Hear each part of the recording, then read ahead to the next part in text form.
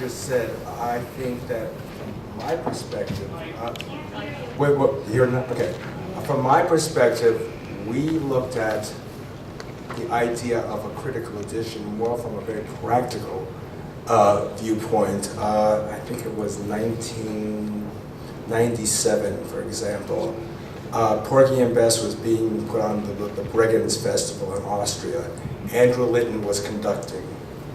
And he came over to Mike Strunsky, who was the trustee of the Ira Gershwin Trust, and his aunt was Ira's wife.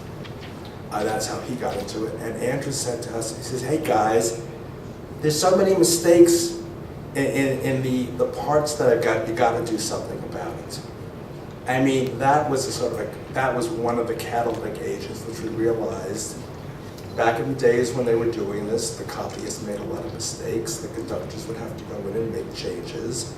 And then you go into, giving Porgy and Bess an example, what about all the music that George had to cut from it? What does it sound like? I mean, there's no real commercial value in it, but it was probably decent music, but we don't know what it was like. And then you have instances, why was The Man I Love cut from 3 shows? You go through this whole thing, so when this whole idea of an association started, and when we, it's hard to think when you grow up with it, think of it from the scholarly academic role.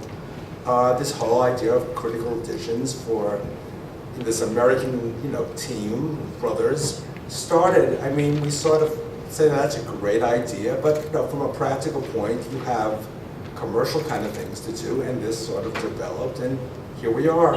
And hopefully, as they said, this might take 30 years. I said, well, I guess I won't see the end of it. But, we're just delighted that it's happening, and whatever shape it takes, we'll see. It will be new to all of us. So what did you learn from George and Ira?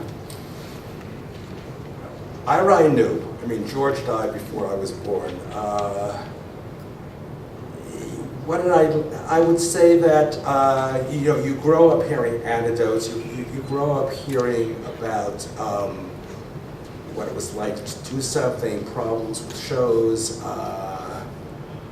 their work habit. I mean, basically, George was the Bobby Bond who went to parties and everything, and Ira would stay in the corner. They'd come back, 11 o'clock at night, let's go to work.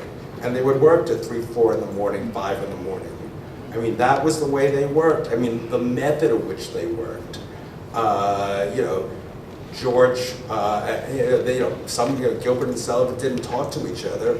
I mean, they too, you see so many pictures of George and Ira literally next to each other. And, I mean, we know that George wrote the music, we know that Ira wrote the lyrics, but there was so much give and take when they would be going through it. And were there lyrical contributions of George? Probably, in terms of changing this, and there were lyrical, and there certainly were musical contributions that Ira would give. Ira did not play an instrument, Ira did not read music, and but there was this symbiosis, the way they did it together, and produced this massive amount of music, and quickly. So you have, obviously, what we all hear is what they worked on and came out with, and the painstaking way they went through it to come out with some of these certainly lyrically very, very intricate songs that were part of it. I Got Rhythm, for example, doesn't rhyme.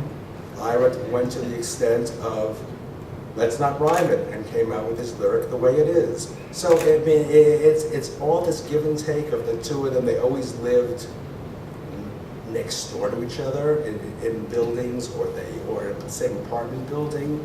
There was this so much give and take, and probably more so than any composer and lyricist team in history.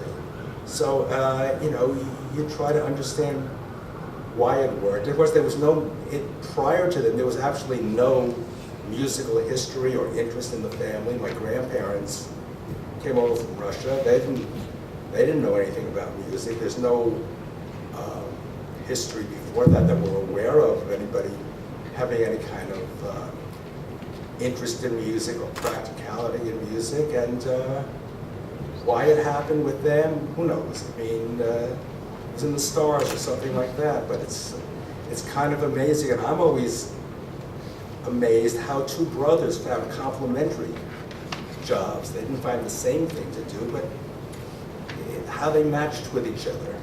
And that's part of it. Great. Well, thanks so much. We're going to go through all the panelists and then come back, and hopefully we'll have a little bit of time for questions too at the end. But thanks, Marc.